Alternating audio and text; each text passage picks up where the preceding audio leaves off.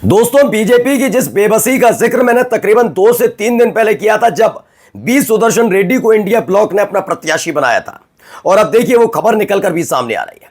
हालत यह हो गई है कि उनको पूरा भरोसा हो चला है कि बहुमत तो है हम पे 427 सांसद यानी 427 वोटों का, लेकिन 392 छोड़िए 390 सांसद या 390 वोट भी मिल जाए तो बहुत बड़ी बात है। यही एक वजह है जिसके चलते अब लोगों को लगाया गया है। खुद तो आएंगे नहीं, मोदी को भी पता है, अमित शाह को भी पता है कि अगर वो किसी विपक्षी पार्टी यानी इंडिया गठबंधन के किसी भी घटक दल के सांसदों से वोट की अपील करेंगे तो वो वोट देने का भी मन करेगा तो नहीं देगा।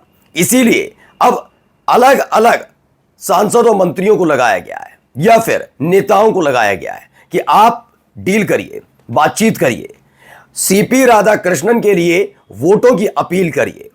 ये तमाम चीजें की जा रही हैं।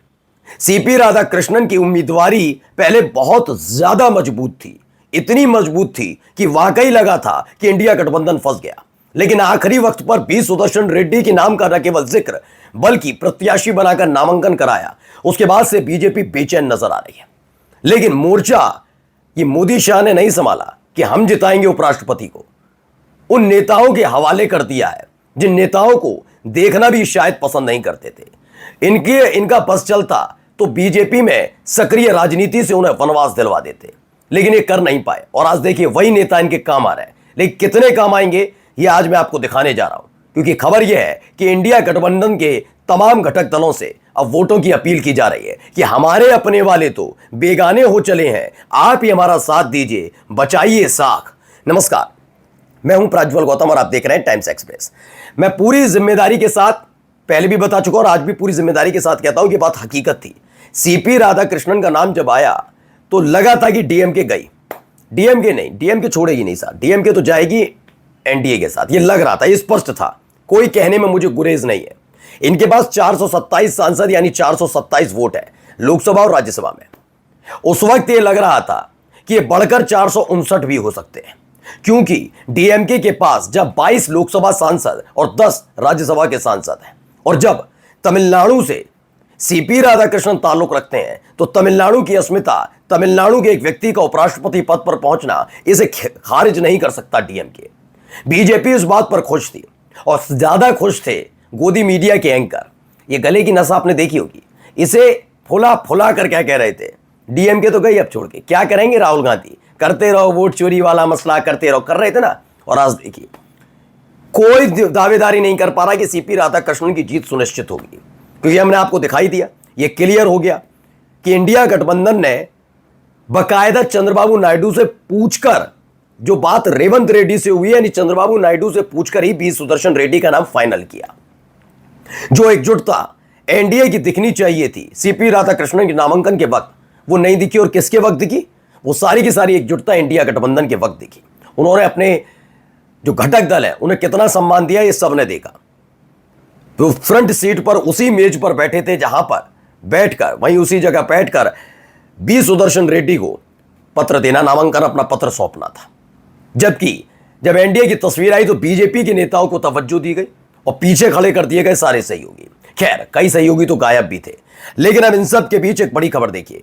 इंडिया टीवी की खबर है, संजय राउत का बड़ा खुलासा है। उन्होंने कहा राजनाथ सिंह और फडणवीस ने किया उद्धव को फोन, किए है बड़ी मांग।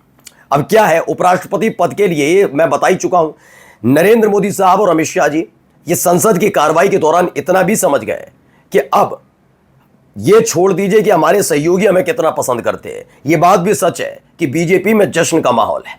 इस बात का जश्न का माहौल है कि 17 सितंबर की तारीख पर पूरी तरह से अड़िग है आरएसएस कि 17 सितंबर के बाद नरेंद्र मोदी साहब को इस्तीफा देना ही होगा। जश्न यही नहीं रुकता है, बीजेपी के सांसदों के चेहरे पर मुस्कान इसलिए भी है क्योंकि खबर आई थी कि मोदी जो है शाह के लिए बैटिंग कर रहे हैं और आरएसएस से डिमांड कर रहे हैं कि आप चाहते हैं मैं इस्तीफा दूं तो दे दूंगा, लेकिन अमित शाह को प्रधानमंत्री बनाइए। लेकिन आरएसएस ने खारिज कर दिया है। इसने बीजेपी के सांसदों की मुस्कान को हंसी में तब्दील कर दिया। अब वो खुश नजर आ रहे हैं। अब हालत यह है कि जिन नेता यानी राजनाथ सिंह और फडणवीस, देवेंद्र फडणवीस, दोनों के बारे में बताने जा रहा हूं, अब ध्यान से सुनिएगा। ये दो नेता कौन है? दरअसल राजनाथ सिंह के बारे में पहले आप समझ लीजिए, जिन्होंने उपराष्ट्रपति पद के लिए सीपी राधाकृष्णन के लिए वोट की अपील शिवसेना से की है, उद्धव ठाकरे से की है। क्यों करनी पड़ी मैं वो भी बता दूं। इंडिया गठबंधन ने बेहतरीन परफॉर्मेंस दी थी महाराष्ट्र लोकसभा चुनाव में। अब ऐसे में राजनाथ सिंह अपील कर रहे हैं। पहले राजनाथ सिंह के बारे में समझिए। 2014 चुनाव से ठीक पहले एनडीए अपना चेहरा सामने रखने वाला था।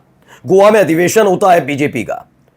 अचानक से लालकृष्ण आडवाणी निकल रहे होते हैं, तभी खबर मिलती है कि मोदी के नाम पर मोहर लग चुकी है, औपचारिकता बाकी है। आडवाणी नहीं जाते। आडवाणी के न जाने से कई नेता नाराज हुए थे, बहुत बुजुर्ग नेता भी जो अनुभवी हैं और मोदी से ज्यादा अनुभवी रहे, जिसमें सुषमा स्वराज का भी जिक्र था, जिसमें जिक्र न केवल सुषमा स्वराज का था, राजनाथ सिंह, ये शिवराज सिंह चौहान, वसुंधरा राजे सिंधिया, ये तमाम नेता नाराज, नितिन गडकरी, ये सब नाराज थे कि ये नहीं होना चाहिए था।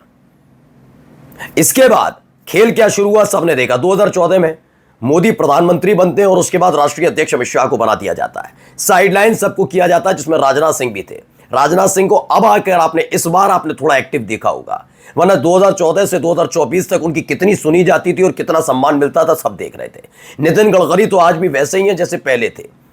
आपने देखा कि कैसे शिवराज सिंह चौहान को बहुमत मिलने के बावजूद भी मध्य प्रदेश का मुख्यमंत्री बनने नहीं दिया। वसुंधरा राजे सिंधिया के साथ क्या हुआ वो भी आपने देखा। यानी सबको साइडलाइन किया। 75 की उम्र रखकर किस आडवाणी को और मुरली मनोहर जोशी जैसे नेताओं को साइडलाइन किया। ये नहीं, इसलिए नहीं कि वो प्रधानमंत्री पद के दावेदार ना बन जाए, बल्कि इसलिए कि जब मोदी और शाह की जोड़ी मिलकर कोई भी फैसला लेगी और उस पर गलती से भी ये आडवाणी और मुरली मनोहर जोशी सलाह ना देने आ जाए। हम सलाह किसी की नहीं मानेंगे। जो हमने सोचा सही है, मोदी शाह सोचकर चल रहे थे। उनमें से एक देवेंद्र फडणवीस का नाम भी है। राजनाथ सिंह के बाद आता हूं देवेंद्र फडणवीस पर। हाल ही के महाराष्ट्र विधानसभा चुनाव में यह तय हो गया था कि देवेंद्र फडणवीस मुख्यमंत्री नहीं बनेंगे। यह स्पष्ट था, यह क्लियर था। लेकिन आरएसएस का ऐसा दबाव पड़ा कि देवेंद्र फडणवीस को सिर झुकाकर मुख्यमंत्री बनाना पड़ा। यह समझ लीजिए, देवेंद्र फडणवीस और इनमें 36 का आंकड़ा है। बहुत जबरदस्त द्वंद्व चलता है। लेकिन जब बात बीजेपी की आई तो देवेंद्र फडणवीस और राजनाथ सिंह को आगे किया। याद है, वसुंधरा राजे सिंधिया के पास मोदी शाह नहीं गए थे। पर्ची थमाकर राजनाथ सिंह को भेजा गया कि आप ही जाकर जरा समझाइए मैडम को, वरना फजीयत हो जाएगी। यानी कुल मिलाकर आप समझिए हो क्या रहा। देखिए, एक और खबर थी जो मैंने पहले दिखाई थी। उपराष्ट्रपति चुनाव में एनडीए को बहुमत पर भरोसा नहीं, इसलिए विपक्ष से कर रहे संपर्क संजय राउत का बड़ा दावा। मेरा चैनल अभी पूरी तरह से ये नहीं कह रही जब तक चुनाव नहीं हो जाता तब तक, लेकिन जो आंकड़े बता रहे हैं दोस्तों, उससे पता लग रहा है कि खेल तो हो चुका है। 400 से ज्यादा वोट इस समय खेमे में है इंडिया गठबंधन के। अब तो लोग खुलकर कहने लगे हैं कि हां, अगला जो उपराष्ट्रपति हमारे देश के हैं वो कोई और नहीं, बी सुदर्शन रेड्डी हैं। क्योंकि जिन वोटों को तोड़ने, जिन वोटों को अपने साथ लाने, जिन सांसदों और पार्टियों को अपने साथ लाने का सपना मोदी शाह देख रहे थे, बी सुदर्शन रेड्डी के उम्मीदवारी से वो वोट तो अब नहीं आ पाए, बल्कि अपने साथ वाले जो एकजुट वाले वोट थे वो भी उखड़कर इंडिया गठबंधन के खेमे में चले गए और इसी ने बीजेपी को बेचैन कर दिया है। नमस्कार।